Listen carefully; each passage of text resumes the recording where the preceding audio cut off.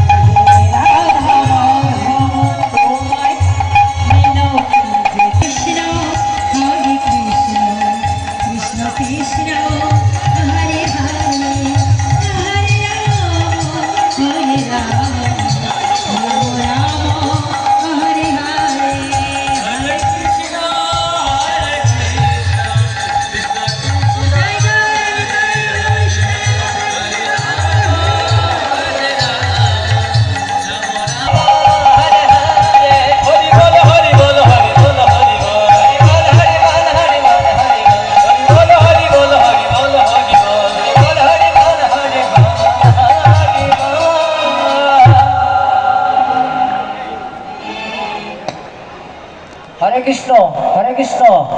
Hero নামে একটি ছেলে অফিস বক্সে আছে, তার বাবাকে খুঁজে পাচ্ছে না। বাবার নাম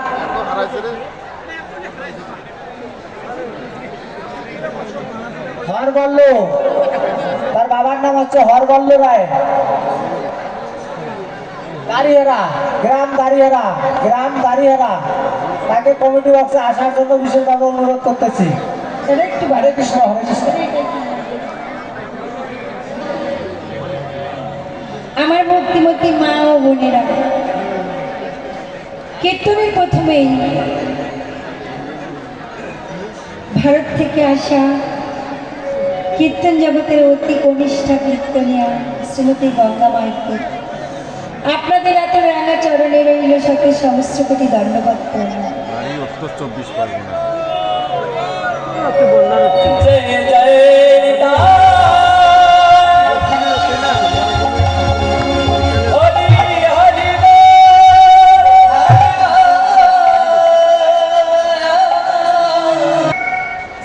ভগবানের রূপলীলা বর্ণনা করতে এসেছি, যে রূপ আমি কোনোদিন চোখে দেখিনি।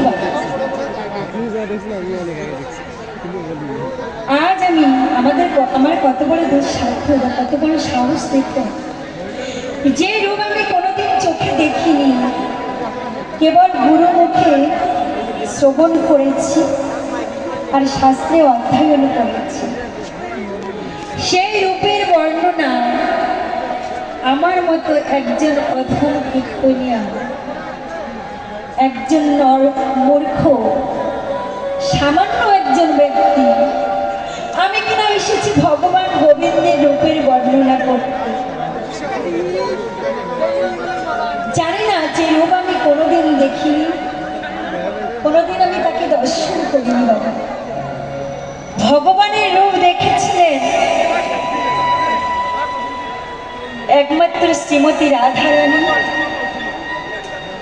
আর একজন আমার ভগবানের, তাকে কৃপা করে ভগবান আমার তার রূপ দর্শন করিয়েছিলেন। নিতাই গৌর,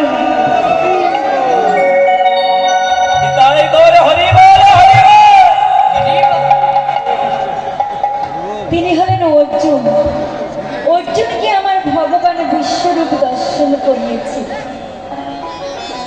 তাছাড়া ভগবানের রূপ দর্শন করার মতো সৌভাগ্য কারো হয়নি।